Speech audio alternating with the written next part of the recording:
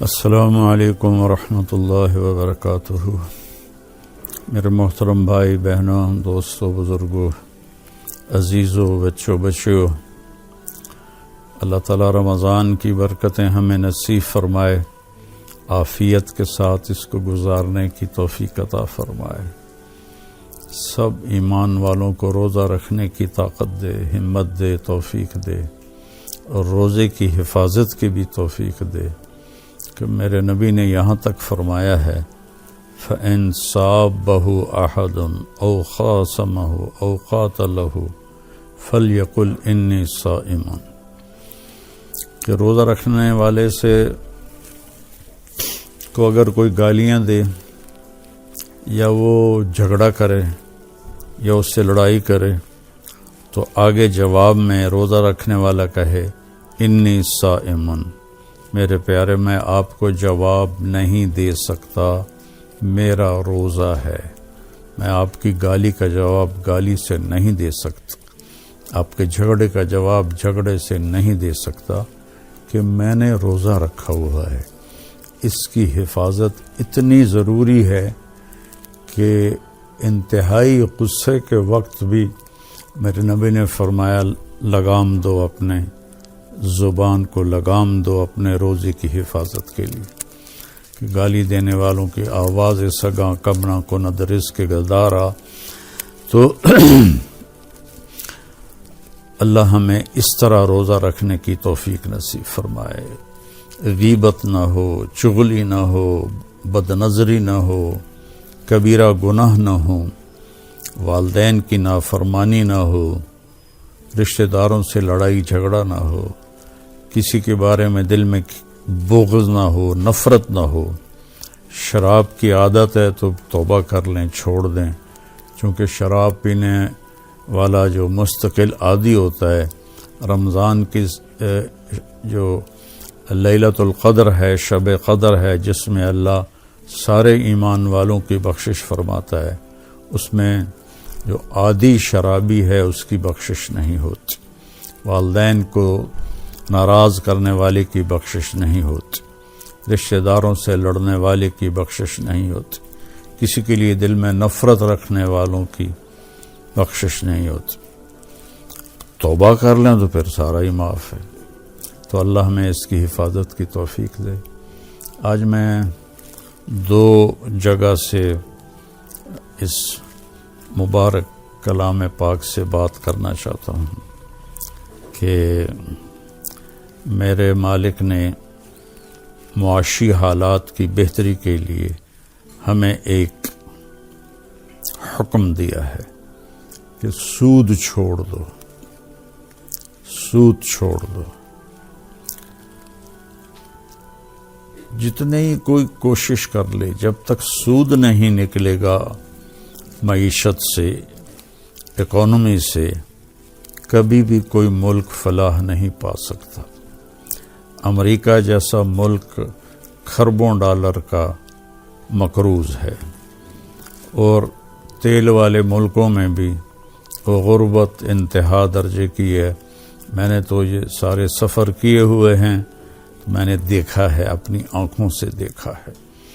تو جب تک سود ختم نہیں ہوگا اس وقت تک پیسہ چند ہاتھوں میں رہے گا، مہنگائی مستقل رہے گی، برقرار رہے گی، اور اس کے ساتھ جب کاروبار ادھار پہ ہو جائے گا، سارا بازار ادھار پہ کاروبار کر رہا ہے، تو اس سے بھی کبھی مہنگائی کنٹرول میں نہیں آئے گی۔ لیکن سود کے بارے میں اللہ کیا کہتا ہے؟ یا ایھا الذین آمنوا اتقوا اللہ وذروا ما بقی الربا ان کنتم مؤمنین۔ ایمان والو، اللہ سے ڈرو اور سود چھوڑ دو اگر تم ایمان والے ہو۔ فَإِنْ كَانَ ذُو عُسْرَةٍ فَنَظِرَةٌ إِلَىٰ مَيْسَرَةٍ، اپنا اصل قرضہ واپس لو اور سود کو چھوڑ دو، اور اگر تمہارا مقروض آدمی تنگ دستی میں ہے فنظرۃ الی میسرہ، پھر اسے اچھی مہلت دو کہ وہ کر سکے، ادا کر سکے۔ چند دن پہلے میرا ایک جاننے والا تھا، وہ KPK سے آیا، 5 لاکھ کسی کا دینا تھا، تو اس نے دیر کر دی، غریب آدمی ہے، نہیں دے سکا، تو انہوں نے اس کے بیٹے کو اغوا کر لیا اور دھمکی دی کہ اگر فلاں دن تک پیسے نہ دیے تو ہم تیرے بیٹے کو قتل کر دیں گے۔ ایک ہی اس کا بیٹا تھا۔ وہ پھر بھاگا میرے پاس آیا روتا ہوا، میں نے اسے دے دیے 5 لاکھ کہ اپنے بیٹے کی جان بچاؤ۔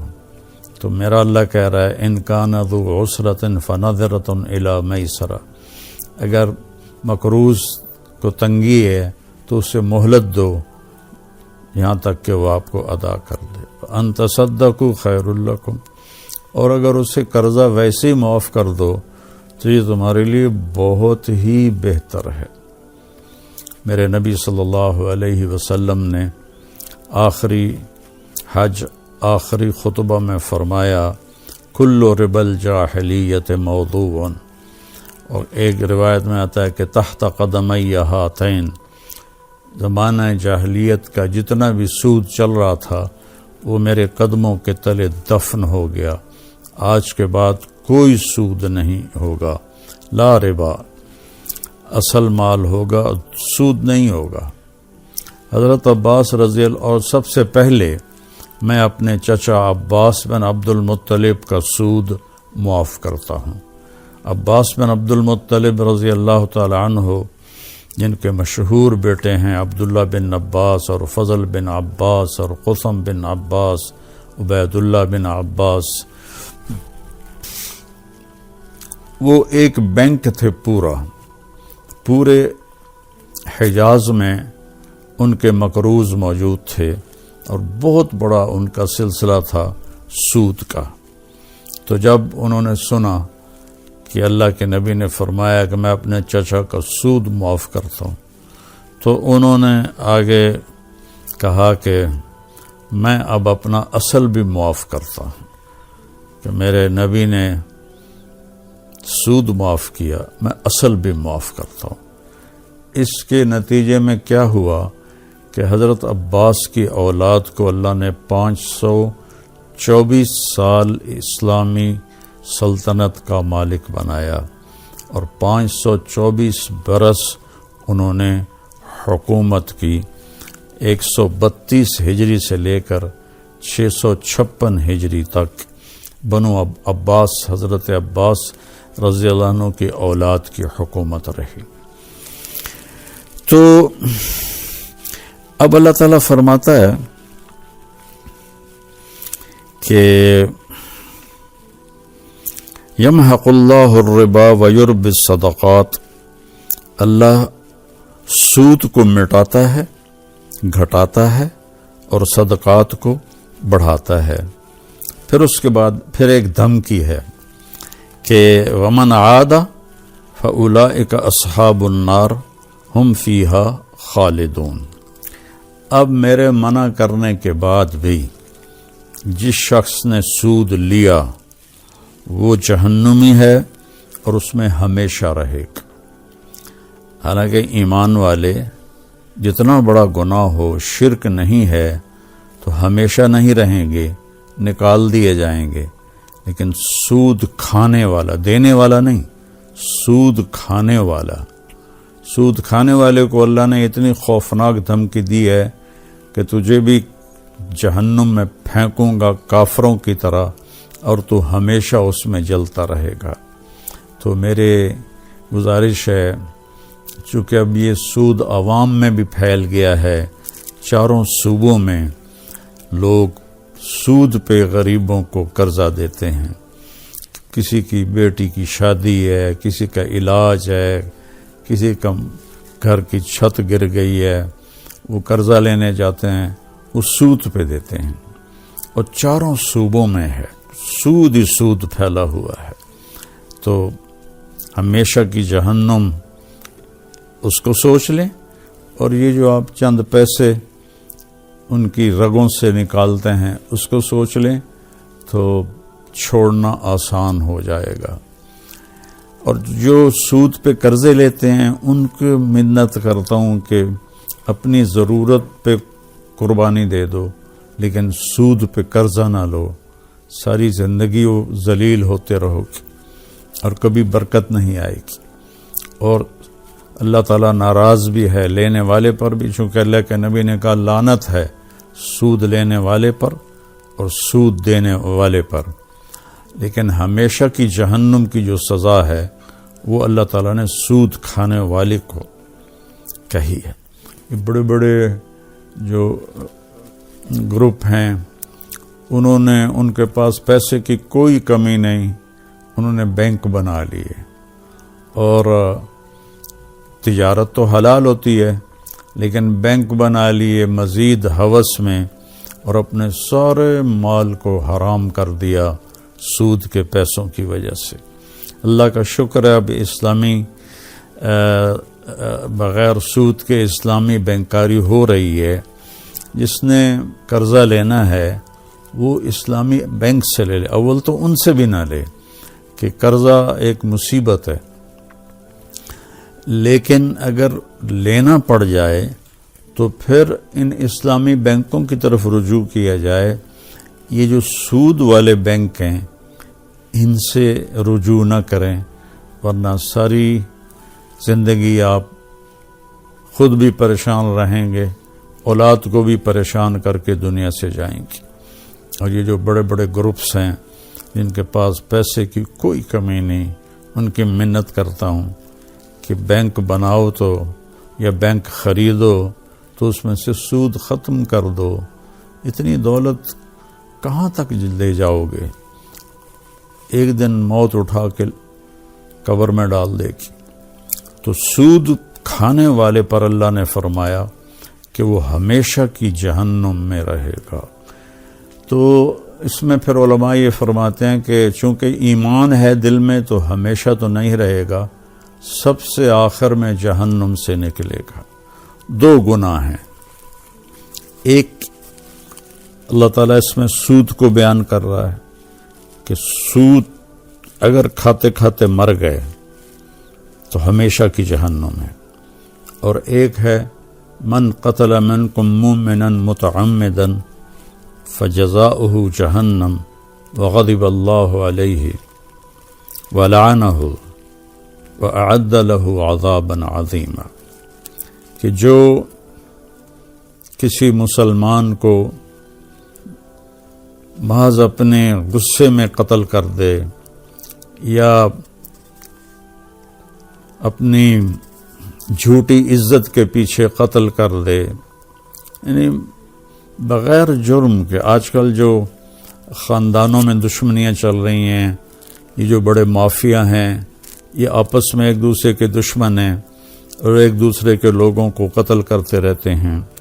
ان دیوانوں کو میرا اللہ کہہ رہا ہے کہ جس نے جان بوجھ کے کسی مومن کو قتل کیا تو فجزاؤہ جہنم، اس کی سزا جہنم ہے، خالدن فیہا، اس میں ہمیشہ رہے گا، وغضب اللہ علیہ، اور اللہ اس پہ سخت ناراض ہوگا، ولعنہ، اور اس پر اللہ اپنی لعنت برسائے گا، وأعد له عذابا عظیما، اور اس کے لیے خوفناک بڑا عذاب اللہ نے تیار کر کے رکھا ہے۔ 5 طرح کے عذاب اللہ تعالیٰ نے قاتل کو سنائے ہیں۔ ہمارے یہ جو پہاڑوں کے لوگ ہیں، خاص طور پر بلوچستان میں، ان میں اتنی دشمنی ہے قتل و غارت کی کہ میں کیا بتاؤں۔ اور سندھ کے اندرون سندھ میں اتنی دشمنیاں ہیں قتل و غارت کی کہ اپنی نام بڑا کرنے کے لیے لوگ رکھے ہوئے ہیں، وہ چند پیسوں پہ جا کے قتل کر دیتے ہیں۔ تو میرے بھائیوں، قاتل کے لیے میرے اللہ نے کہا ہے کہ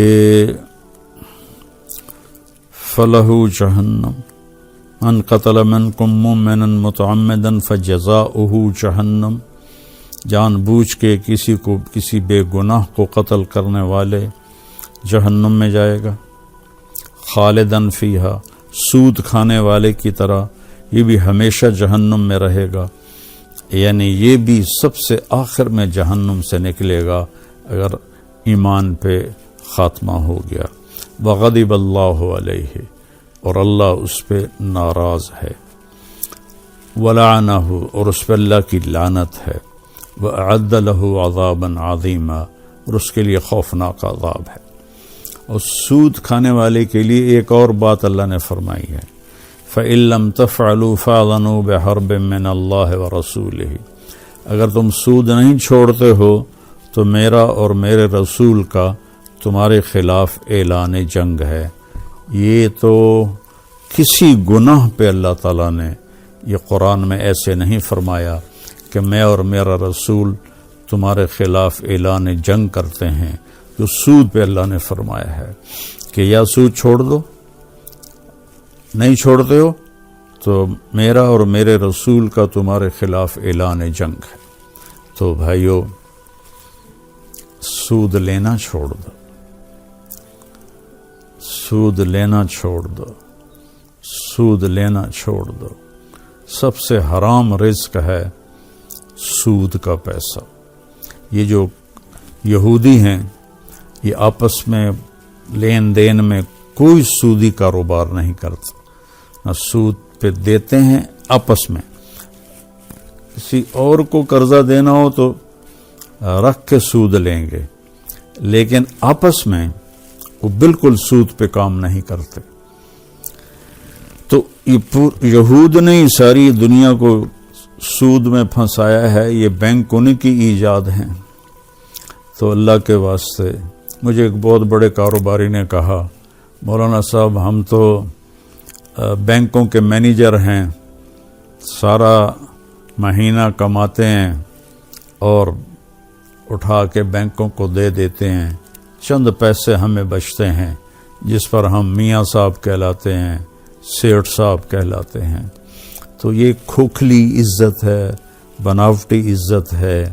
اور پیچھے آپ دیکھو کہ میرا اللہ کہہ رہا ہے میرا اور میرے رسول کا اعلان جنگ ہے، میرا اللہ فرما رہا ہے کہ اس کے لیے ہمیشہ کی جہنم ہے، اور قتل کرنے والے کو بھی وہ بھی اس ناک کی خاطر قتل کرتے ہیں۔ اور اللہ تعالیٰ 5 عذاب بتا رہا ہے، جہنم بھی ہے، ہمیشہ بھی ہے، لعنت بھی ہے، غصہ بھی ہے، بہت بڑا عذاب بھی ہے۔ تو بھائیو، اللہ کے لیے ایک حدیث یاد آئی، یا داود بشر المذنبین، اے داود گناہ گاروں کو خوشخبری سنا دے، وَأَنذِرِ الصالحین، اور نیک لوگوں کو ڈرا دے میری طرف سے۔ تو داؤد علیہ السلام نے کہا یا اللہ یہ کیا کہ نافرمانوں کو خوشخبری دوں اور نیکوں کو ڈراؤں؟ کہاں، نافرمانوں سے کہو لا یتعاظم علی ذنب ان اغفرہ، تمہارے بڑے سے بڑے گناہ کو معاف کرنے میں مجھے کوئی مسئلہ پیش نہیں آتا، تم توبہ کرو میں سارے معاف کر دوں گا۔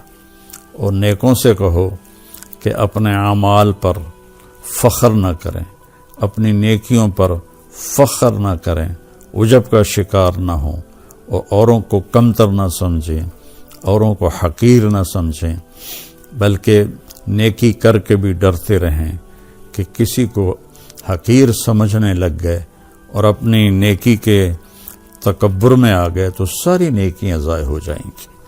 تو اللہ کے لیے معاف کرنا کوئی مسئلہ نہیں ہے، صرف ہم توبہ کر لیں۔ توبہ کے دیکھو نا، اگر جی اللہ آپ پہ بخشش سے، اللہ بڑا غفور الرحیم ہے، جی اللہ سارے معاف کر دے گا، بالکل کرے گا، لیکن بیچ میں توبہ کی شرط ہے، ورنہ تو شمر حسین اگر ایک ہی ترازو میں تلنے ہیں تو پھر یہ کس طرح کا انصاف ہو سکتا ہے؟ کیسے یہ انصاف ہو سکتا ہے کہ آل رسول ذبح بھی ہو رہی ہو اور ذبح کرنے والے بھی بخشے جا رہے ہوں اور جن کا خون بہہ گیا پاکیزہ خون، وہ بھی بخشے جا رہے ہیں۔ ایسا تو نہ کرو نا بھائیو، ایسا تو نہ سوچو۔ اللہ آپ پہ بخشش سے، اللہ بڑا غفور رحیم۔ تو اللہ تعالی ہمیں ان دو گناہوں سے بچنے کی توفیق نصیب فرمائے۔